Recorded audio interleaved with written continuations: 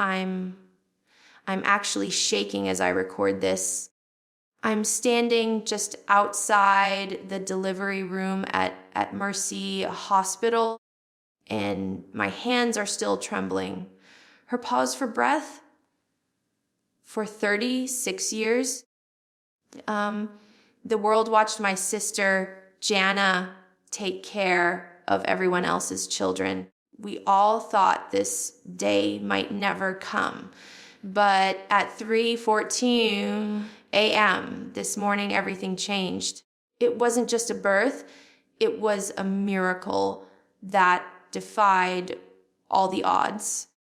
While the nurses were rushing into Jana's room down the hall, my sister-in-law, Abby, was screaming in labor at the exact same second. 2 babies, 1 hour, and a moment of panic that terrified us all. What happened behind these doors wasn't shown on TV. And there were complications we didn't expect, and tears that had nothing to do with joy at first. I'm Jill Duggar. And for the first time, I'm taking you inside the room to hear the real story of the Miracle Monday. This is how my sister finally became a mother, and the double blessing that brought our broken family back together. You need to hear this. It was just after midnight on Monday, January 14th. The house was quiet. Derek and the boys were fast asleep, and for once, the world felt still. But I couldn't sleep. I had this strange, heavy feeling in my chest all evening, that sisterly intuition you can't explain. I was sitting in the kitchen with a cup of herbal tea when my phone lit up. Usually at that hour, a notification is just an old friend or an automated email. But this was a FaceTime call from John David. When I saw his face, my heart dropped. He wasn't in his living room. He was in a car, and the blue light of the dashboard made him look pale. He said, his voice cracking, "It's happening. Abby's water broke, but something isn't right. The contractions are coming every 2 minutes already. And we're still 10 miles from the hospital." I started to tell him to breathe, to stay calm. I've been through this. I'm a midwife. I know the drill. But before I could finish my sentence, another call started clicking through on my screen. It was Steven, Jana's husband. My heart stopped. I told John David I'd meet him there and switched lines. Steven sounded breathless. He said, "Jill, we're in the ambulance. Jana's blood pressure is spiking. They're taking her to Mercy Hospital." 2 calls, 2 sisters, both being rushed to the same hospital at the exact same hour. I stood there in my pajamas, the tea getting cold on the counter, realizing that the double blessing we had joked about for months was turning into a midnight nightmare. I woke Derek up, threw on a coat, and drove through the pouring Arkansas rain. The windshield wipers couldn't keep up with the water or the tears in my eyes. I kept thinking about Jana. She had waited 36 years for this moment. She had been the mother to all of us, the one who held every baby, changed every diaper, wiped every tear. This was supposed to be her perfect moment. And now she was in the back of an ambulance, fighting a spike in blood pressure that could change everything. When I pulled into the Mercy Hospital parking lot, the sirens were still echoing in the air. I saw the ambulance doors swing open. I saw the paramedics wheeling a stretcher in. It was Jana. She looked so small under those white blankets. I tried to run to her, but security stopped me. Family only in the birthing center, they said. I shouted, "I am her sister." Just then, John David's truck screeched into the emergency bay. Abby was leaning on him, barely able to walk. The hospital staff was scrambling. They didn't have enough rooms prepped in the high-risk ward. It was chaos. Exposed, I sat in the waiting room, the smell of antiseptic filling my nose, watching the clock tick, 1:15 a.m. No news. Just the sound of nurses running and the hushed whispers of the security guards. Realized then that our family, with all its history and all its public drama, was stripped down to the only thing that mattered: survival. Egg happened. I grabbed my phone and started recording a voice memo just to keep my mind from spiraling. I wanted to document the truth because I knew if the media got hold of this, they'd make it sound like a fairy tale. But sitting in that cold plastic chair, listening to the rain hit the windows, it didn't feel like a fairy tale. It felt like a battle. Finally, after what felt like an eternity, a nurse I've known for years, one who helped me during my own difficult deliveries, spotted me in the waiting room. She signaled me to follow her through the double doors. I slipped past the security desk, my heart hammering against my ribs. And what happened in my life and high-risk ward of Mercy Hospital is a place of heavy silence. It's not like the regular maternity ward where you hear laughter and see flowers. Here, every door is closed, and every monitor beep sounds like a warning. As we walk down the hallway, the nurse whispered to me, "Jill, they're in rooms 302 and 304.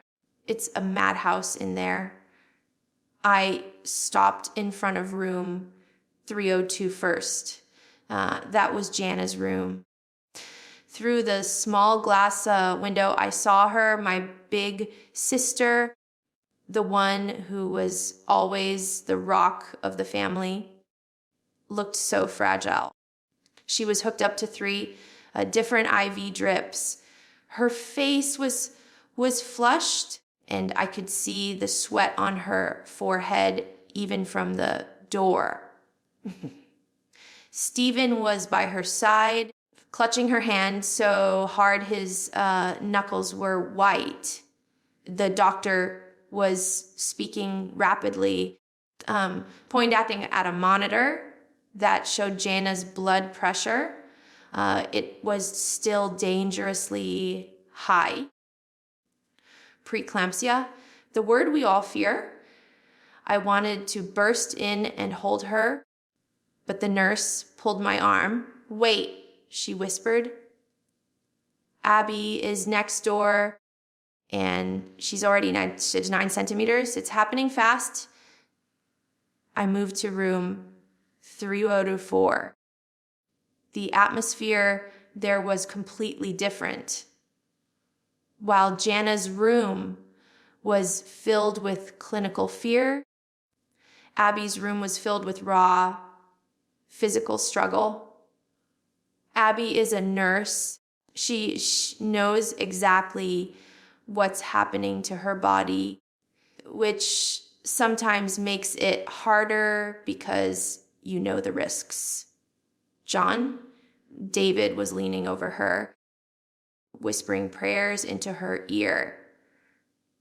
Abby's face was twisted in pain, her breathing coming in short, sharp gasps.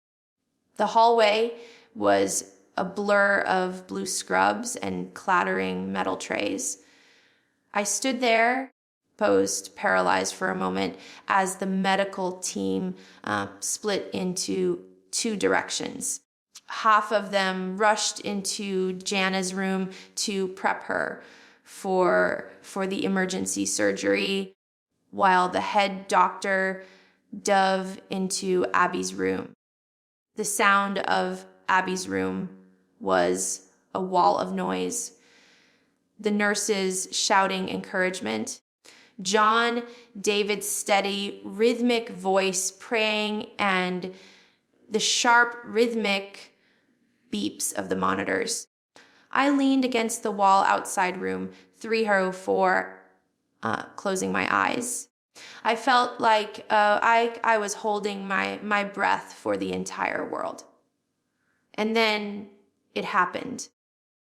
Through the heavy oak door of Abby's room, I heard it, a sound that cuts through any fear and any drama, a sharp, loud, healthy cry. I looked at my watch. It was exactly 2:22 a.m. A nurse stepped out for a second, her face beaming behind her mask. She looked at me and gave a thumbs up. Girl, she whispered. Abby is okay. The baby is perfect for a heartbeat. I felt this massive wave of relief. My niece was here. Abby had done it. John, David had his daughter. I wanted to scream with joy. I wanted to burst into the room and hug them, but I couldn't, because as I turned my head to the left, I saw the team wheeling Jana's stretcher out of room 302. The celebration in my heart died instantly. Jana was pale, almost gray. She was unconscious now, under general anesthesia, because her blood pressure had hit a critical level.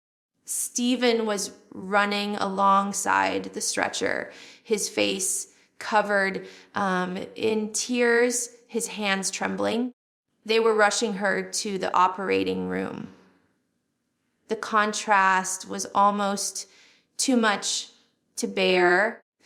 In one room, there was the sound of a new life crying and a father laughing through tears.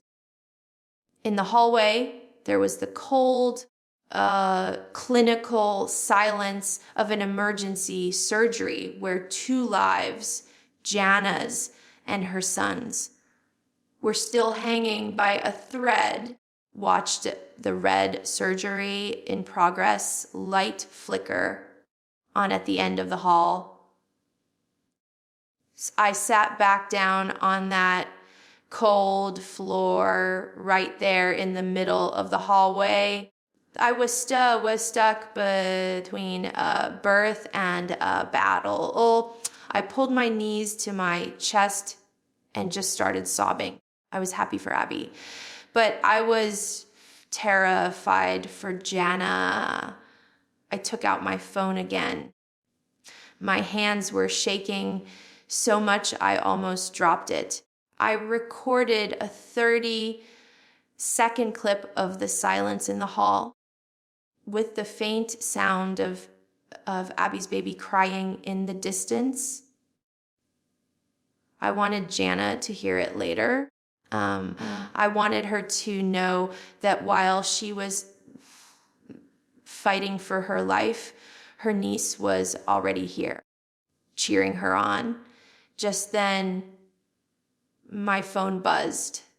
It was a text from the family group chat. My parents were pulling into the parking lot. Jim Bob and Michelle were here.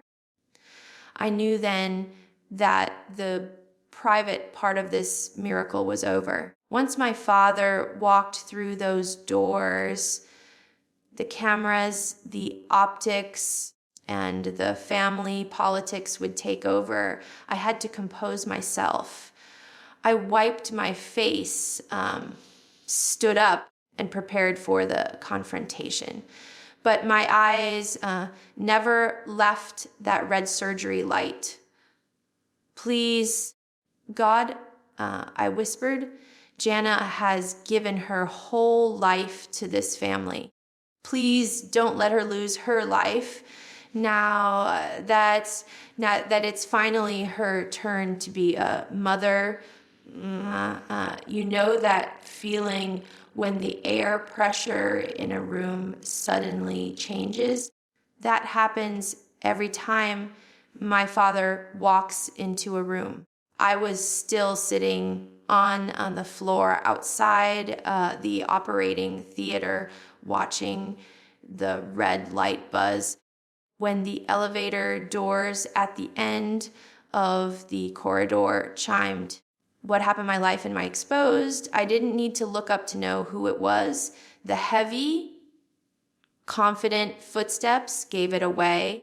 Jim Bob Duggar doesn't walk like a worried father rushing to a hospital. He walks like a CO arriving at a board meeting. Michelle was a few steps behind him, looking pale and clutching her purse with both hands. Her eyes were wide, scanning the hallway, looking for a baby to hold. That's always been her instinct. Find the baby, smooth over the chaos. I stood up. My legs felt stiff. As they approached, I saw the shift in my father's eyes being exposed. He wasn't looking at the surgery door where Jana was fighting for her life. He was looking at me. He was looking at the phone in my hand, being exposed. He was scanning the area for anyone who shouldn't be there. Even in a life or death situation, image control comes first. Jill, he said, no hug. No, how are you? Just a nod. What is the status? Has the press been tipped off? I felt a flash of anger, so hot it almost burned my throat. Dad, I said, keeping my voice steady. Abby just had the baby, a girl. She's fine. But Jana is in emergency surgery. Her blood pressure spiked. They took her in 10 minutes ago. Michelle gasped. Her hands flew to her mouth. Oh, precious Janist. Precious Jana, she whispered. She looked like she wanted to run to the surgery doors, but she stayed rooted to her spot next to Dad. She waited for his cue. That dynamic, it never changes, even after all these years, even after everything we've been through. She waits for him to move first. Jim Bob frowned. He didn't ask about Jana's blood pressure. He pulled out his own phone. I need to call the PR team, he muttered. and we need to control the announcement. If Jana is in surgery, we can't release the double birth statement yet. It complicates the narrative. I stepped in front of him. For the first time in a long time, I didn't feel like the little girl who had to obey. I felt like a grown woman, a mother, and a sister protecting her own. Stop, I said. It came out louder than I intended. The nurse at the station looked up. Dad, put the phone away. Your daughter is being cut open right now. We don't care about the narrative. We care about whether she wakes up. The silence that followed was deafening. He looked at me, really looked at me with that cold, calculating stare that I used to fear. But tonight, I was too tired to be afraid. Michelle gently touched his arm. Jim Bob, she said softly, let's just pray. He sighed, put the phone in his pocket, and we stood there in an awkward expo, and we stood there in an awkward triangle. The tension was thick enough to choke on. Down the hall, we could hear faint laughter coming from Abby's room, the joy of new life. But here, outside the OR, it felt like a funeral wake. Minutes ticked by. 10 minutes, 20.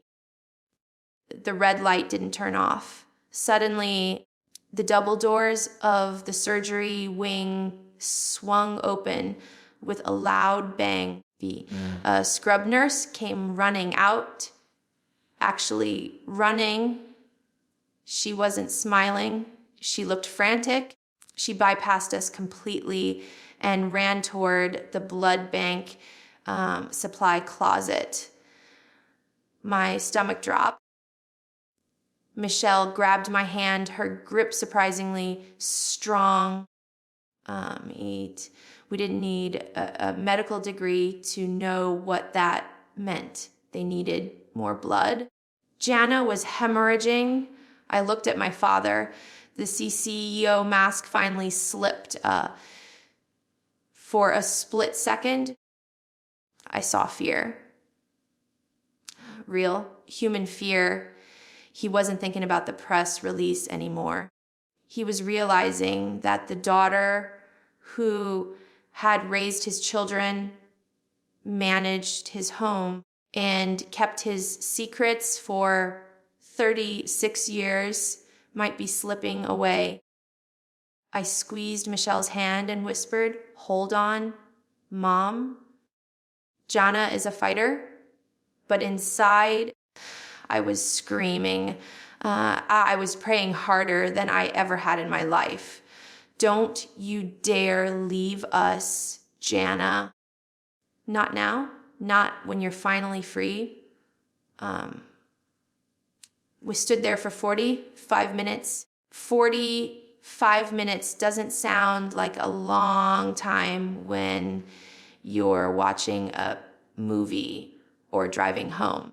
But when you are standing outside a silent operating room, 45 minutes is a lifetime. Michelle had stopped crying. She was just staring at the floor, rocking back and forth slightly.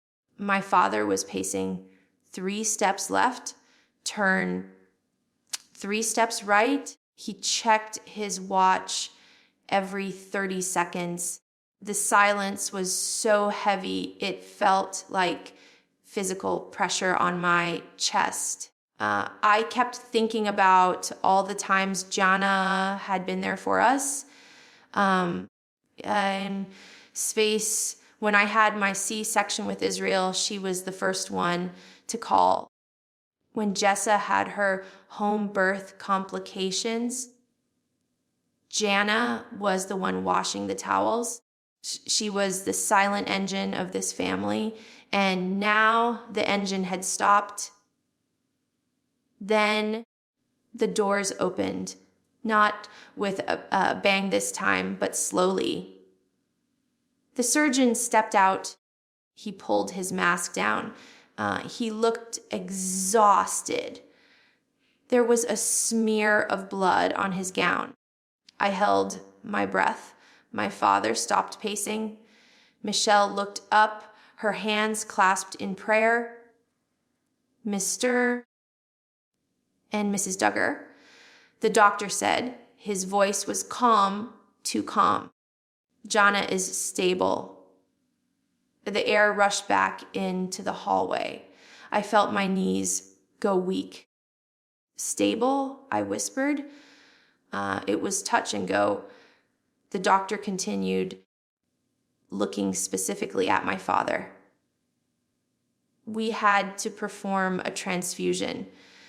She lost a lot of blood, but the uterus contracted and the bleeding has stopped. She is in recovery now. She's sleeping, and the baby.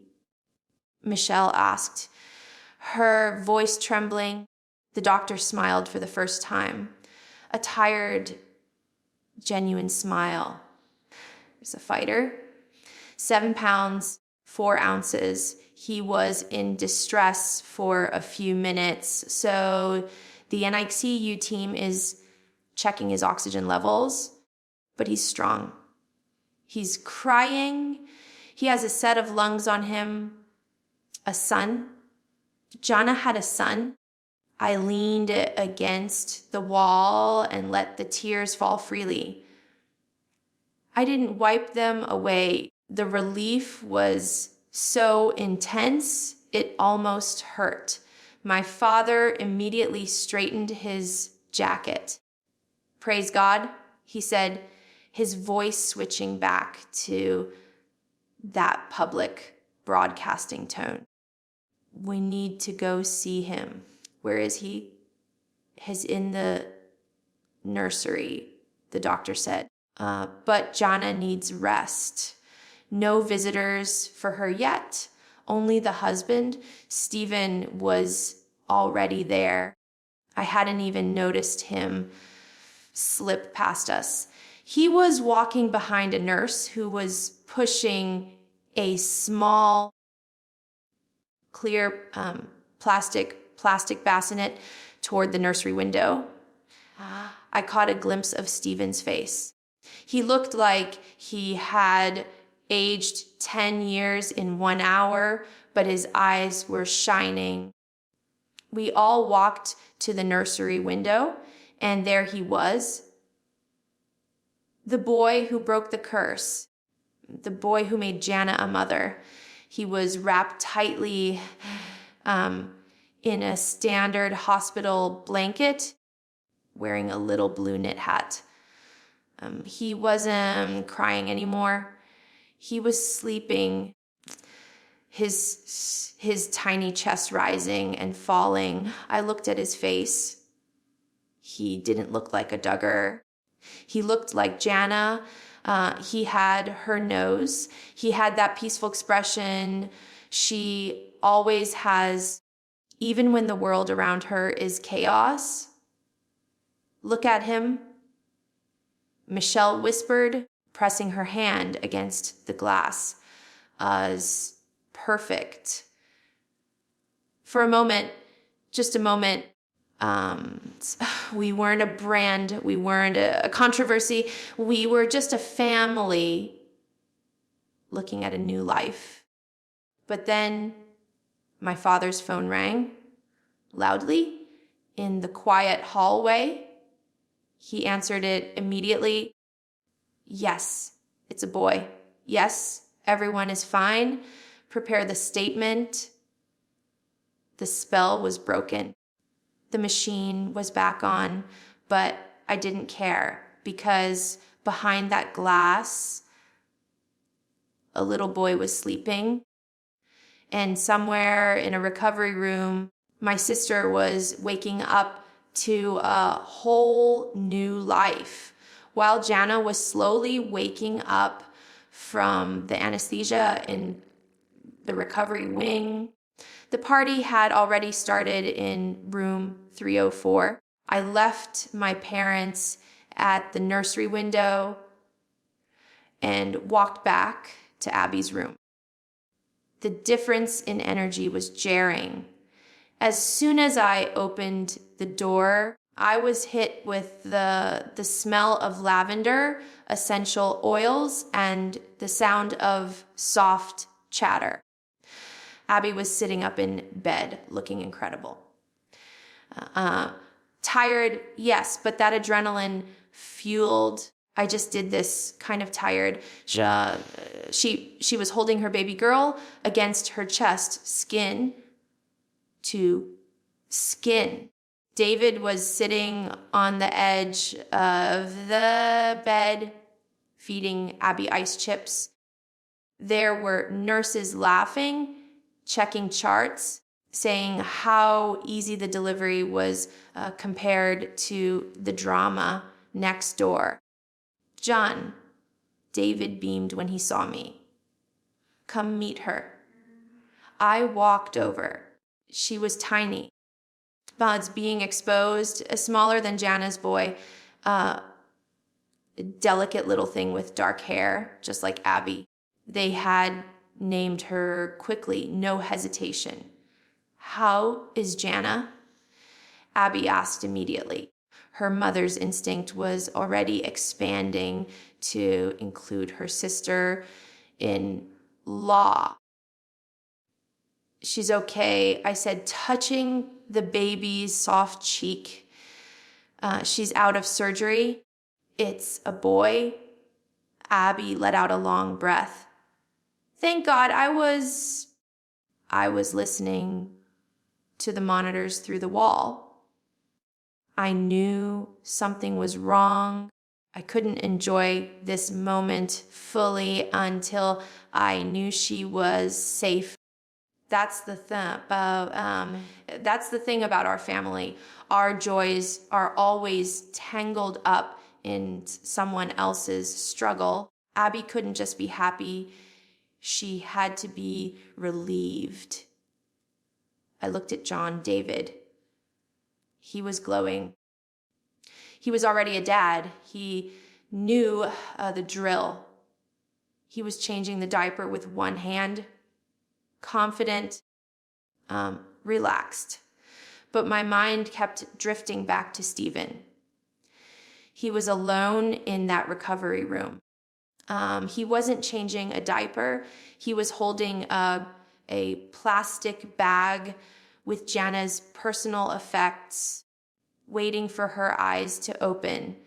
He was a first-time dad who had almost lost his wife.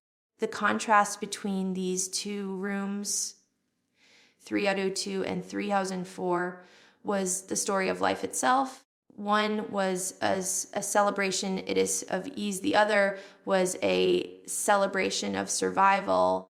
I stayed with Abby for 20 minutes. We took a selfie, me, John, Abby, and the baby. I posted it to my private story with the caption, "Half of the miracle is here." I didn't mention Jana. I knew Dad wanted to control that, being exposed, but I wanted the world to know that at least one part of this night had a happy ending. As I walked back out into the hallway, the hospital was waking up. Morning shift nurses were arriving. The sun was starting to crack through the blinds at the end of the hall. It was 5:30 a.m. The night was over. But the real story, the meeting of these two cousins, born hours apart but worlds apart in experience, was just beginning. Suddenly, the code blue alarm didn't go off, but a rapid response team of nurses came sprinting down the hall. For a second, I didn't know which they were going into. My breath caught in my throat. They swerved into Jana's room. I stood in the middle of the hallway, looking left at Abby and right at Jana. 2 sisters, 2 lives hanging in the balance, and I was the only one standing in the gap. I felt this sudden, overwhelming weight of responsibility. I realized that my father and mother weren't here yet. They were still an hour away. For these few critical moments, I was the only witness to the truth of what was happening. I pulled out my phone and sent a quick text to my sister's group chat, pray now. Both rooms. Emergency. One of the doctors came out of Jana's room looking stressed. He saw me and said, are you the sister? We need to make a decision. If her pressure doesn't drop in the next 10 minutes, we're moving to an emergency C-section. The baby is showing signs of distress. My heart shattered. This was Jana's first baby. She had dreamed of a natural, peaceful birth for so long.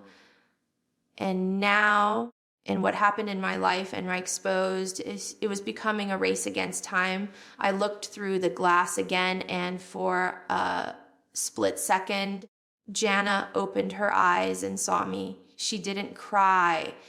She just gave me a tiny, weak nod. It was like she was saying, I'm ready, Jill. Just get the baby here safely.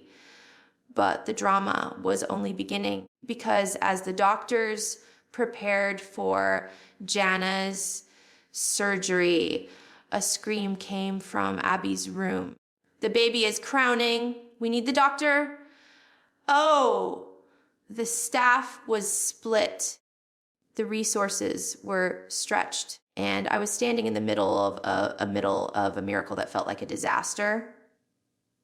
By 9:00 a.m., the hospital had transformed. The scary shadows of the night were gone, replaced by breakfast trays and sunlight. Jana was awake. I got the text from Stephen. She's asking for you. I rushed to her room. They had moved her from recovery back to a private suite. When I walked in, she looked different, not just tired. She looked changed. There is a look a woman gets when she has crossed the threshold of death to bring life back with her. She looked powerful. Jill, she whispered. Her voice was raspy from the intubation tube. I hugged her gently, careful of the incision. You did it, Jana. You really did it? Where is he? She asked. They're bringing him, I said. And guess who else is coming? Just then, the door opened, but it wasn't a nurse. It was John David pushing Abby in a wheelchair. And in Abby's arms was her baby girl.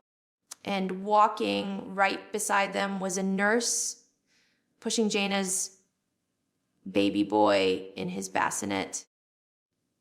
It was the moment. The double blessing.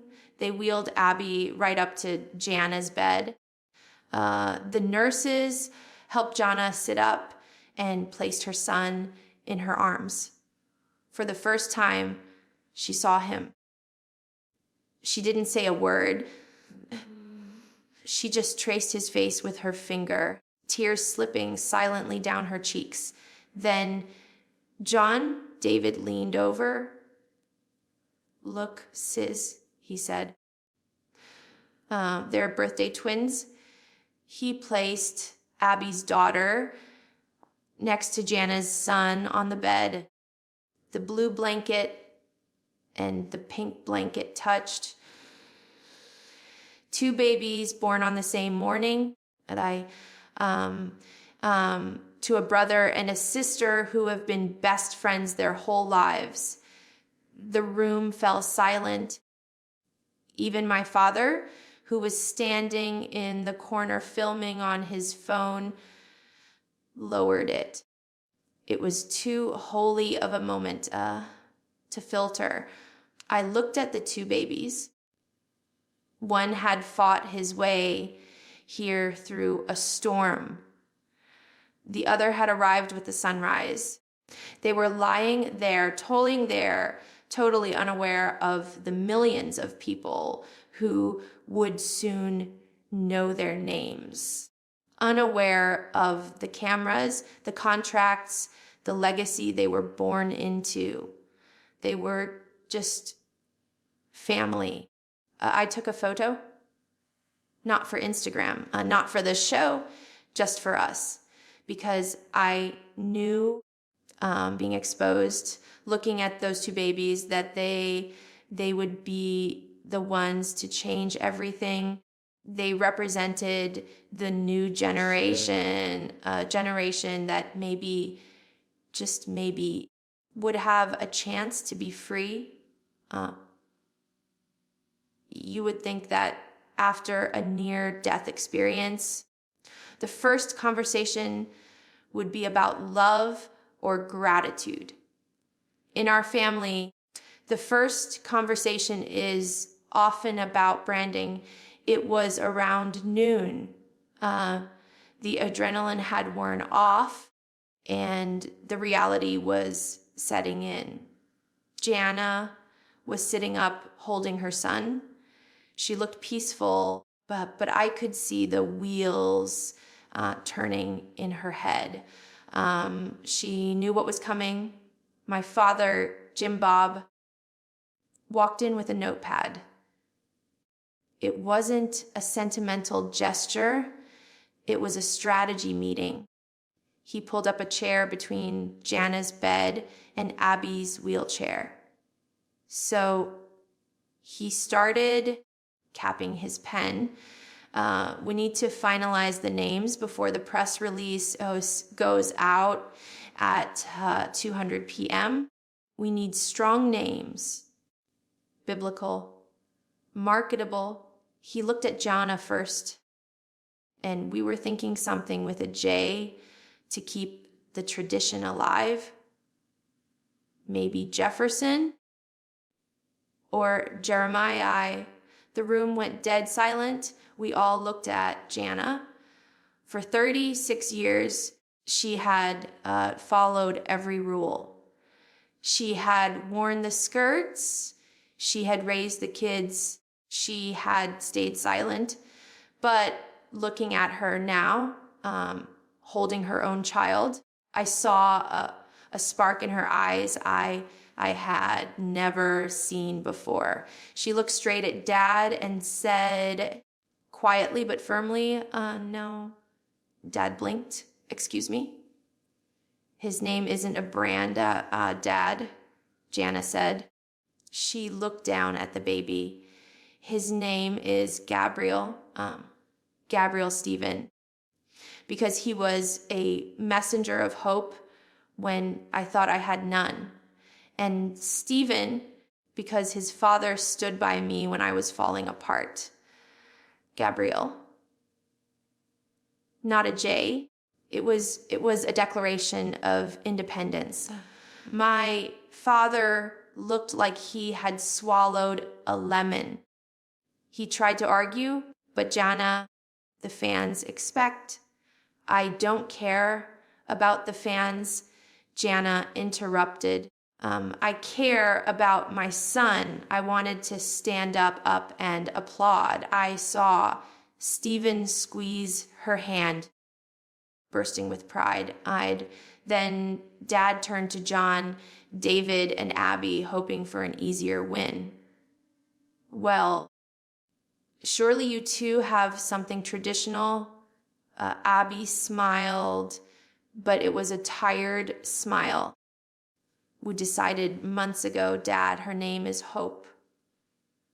Hope Catherine, because we hoped for her for so long after the last miscarriage. Gabriel and Hope, the messenger and the promise. My father closed his notepad. He knew he had lost. He put on his TV smile and said, "Wonderful.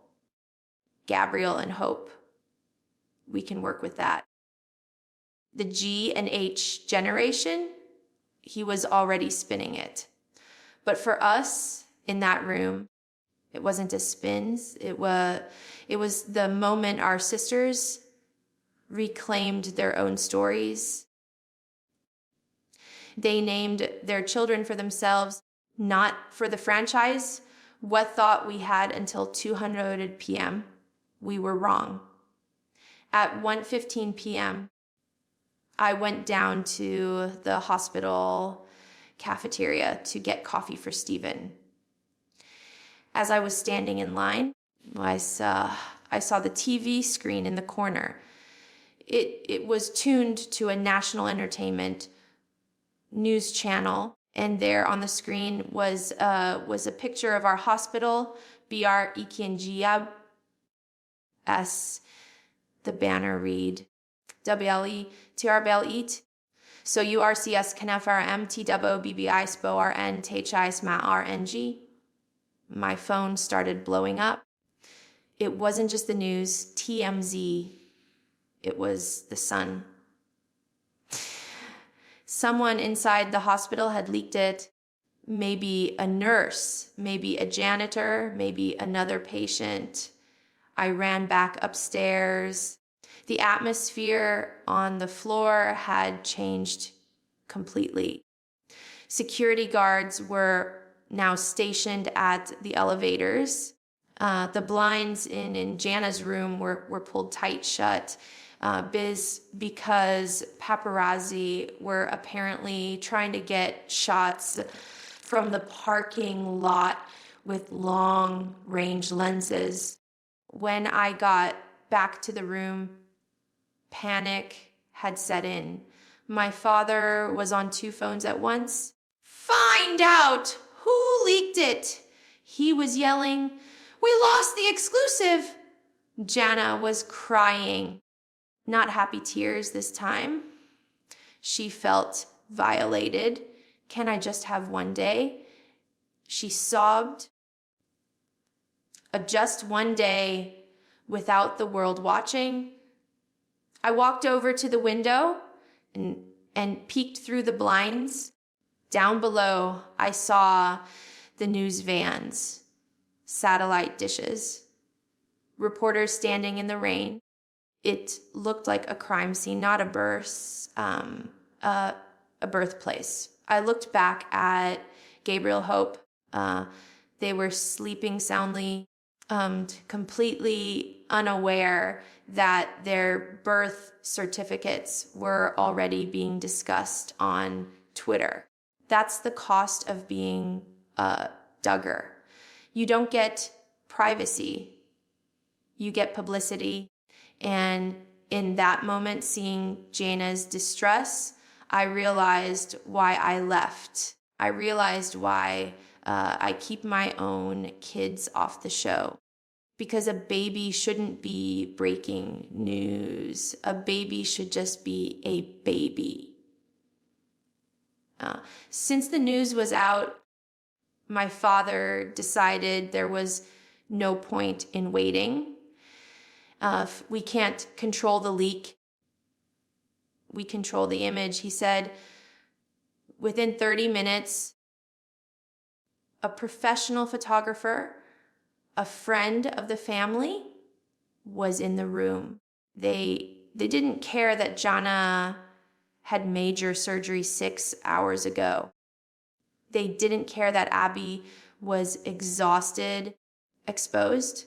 It was time for the shot. I sat in the corner and watched the transformation. It was sickeningly fascinating. Michelle started fixing Jana's hair. They put a little bit of blush on her pale cheeks to make her look glowing instead of anemic. They changed the babies into matching outfits that someone had brought in a bag. Branded outfits, probably gifted by a company. Okay, smile, the photographer chirped. Jana, look lovingly at the baby. John, put your hand on Abby's shoulder. Big smiles! This is for People magazine. I watched.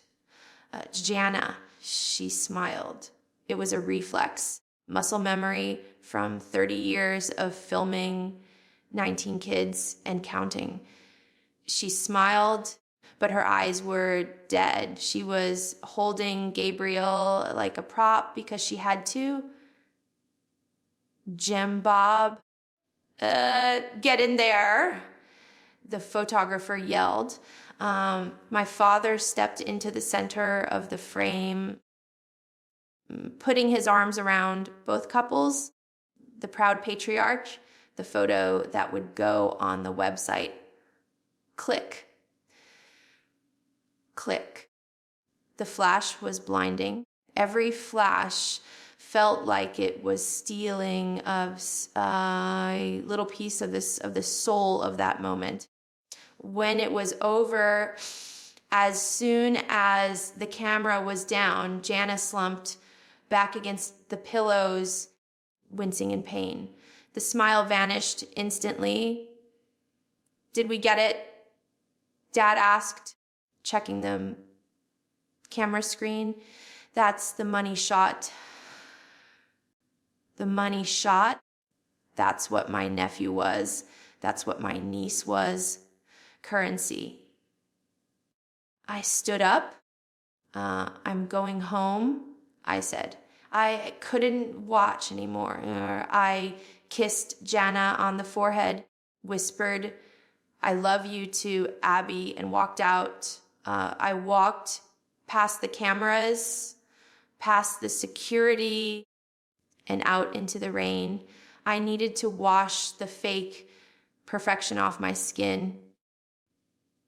I got home and made a cup of coffee and did the one thing I shouldn't have done. I opened the internet. It was everywhere. The picture, the money shot, was on every homepage.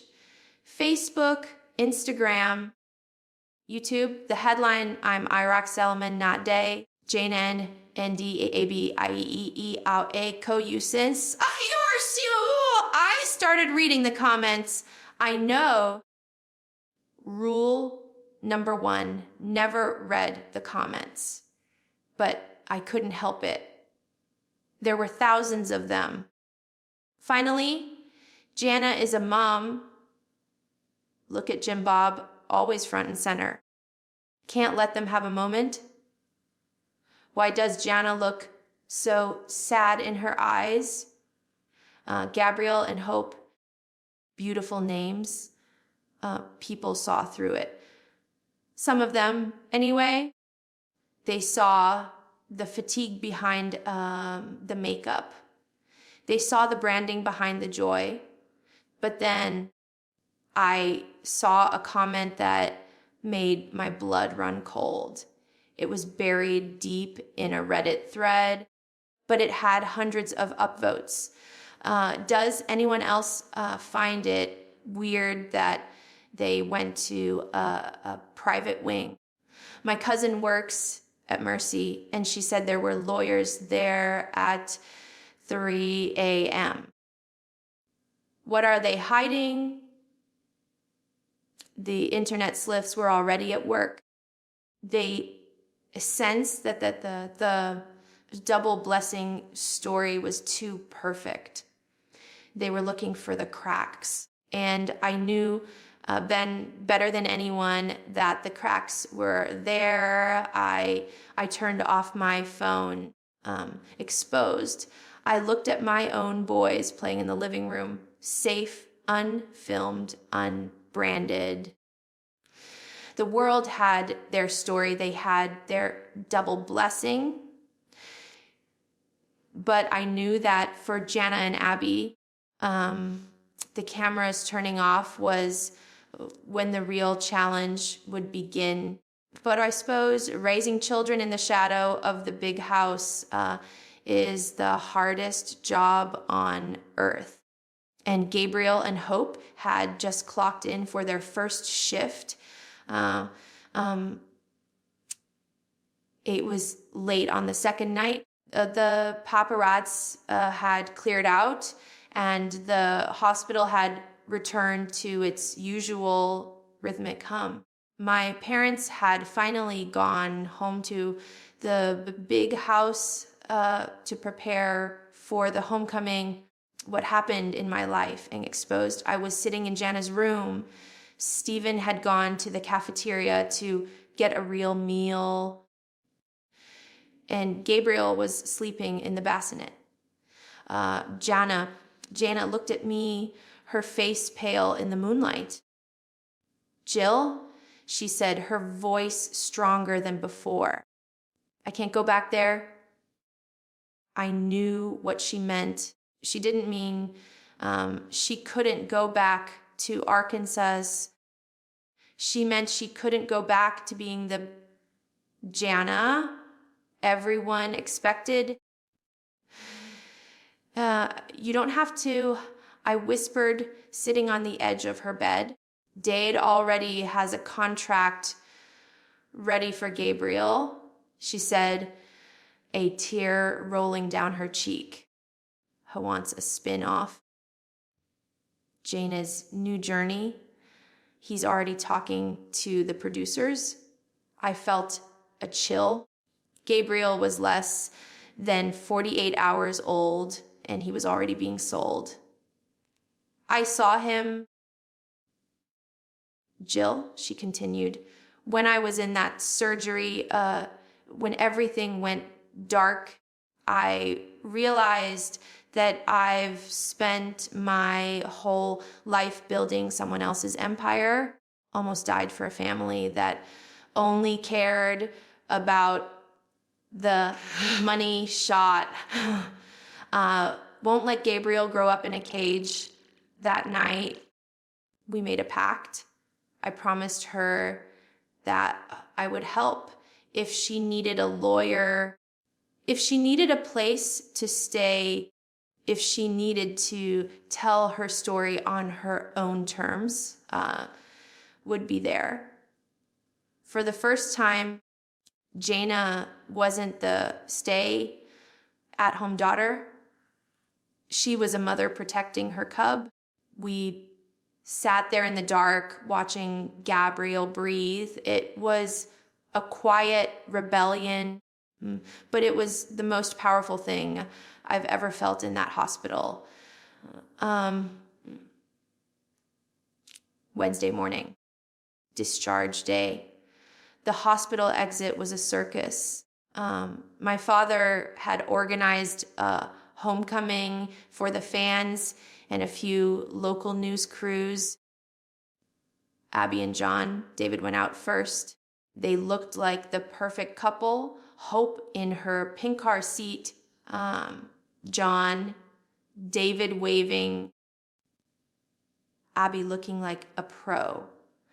But then it was Jana's turn. The staff wheeled her out. Stephen was holding Gabriel. The cameras flashed. The crowd cheered. My parents were standing there, arms open, ready for a grand entrance at the big house. But as the car pulled away, I noticed something. Jana didn't look at the cameras. She didn't wave. She was looking down at Gabriel, shielding his eyes from the light. I followed them in my own car as we turned onto the long driveway of the Duggar property. I saw the welcome home banners and the film crews waiting. It felt like a trap. Jana went inside, but she didn't go to the living room where everyone was gathered. She went straight to her new wing, locked the door, and stayed there. She wasn't playing the game anymore. The double blessing had brought two babies home, but it had also brought a new sense of boundaries. No, I know what you're thinking. Why the rush? Why the cameras? Why the obsession with these two babies? As I sat in my office a few days later, looking over some legal documents I'd been sent by an anonymous source, it started to click. And what happened in my legs exposed? There's a reason my father was so desperate for these births to be perfect. There's a rumor, one I'm still investigating, about a massive trust fund, nearly $20 million tied to the next generation of the family. It's not just about TLC money anymore. It's about a legacy fund that only triggers when certain conditions are met. Gabriel and Hope, they aren't just grandchildren in the eyes of the Duggar estate. They are milestones. I saw my father's face at the hospital when the lawyer arrived. He wasn't happy. He looked cornered. Whatever is in those documents, it involves Jana's son and Abbie's daughter, and in a way that goes beyond family love.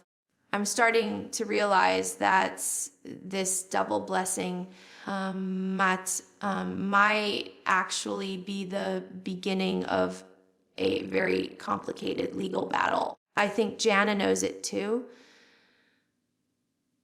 It's been a week since that crazy Monday at Mercy Hospital.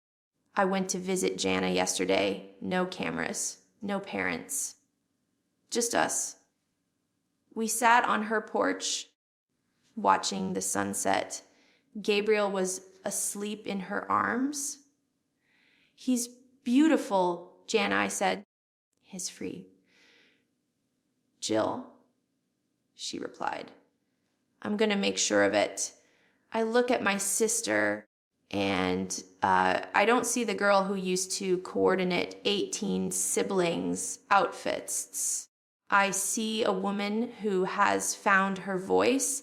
This story isn't just about a double birth.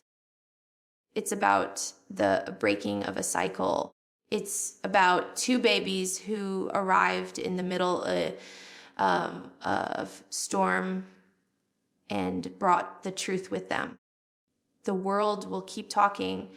The tabloids will keep printing.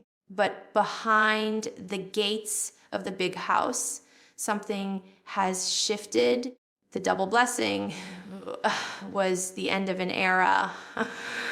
I'm Jill Duggar, and I promise you the story of Gabriel and Hope is just the beginning. The real truth is coming. And this time, nobody can stop it.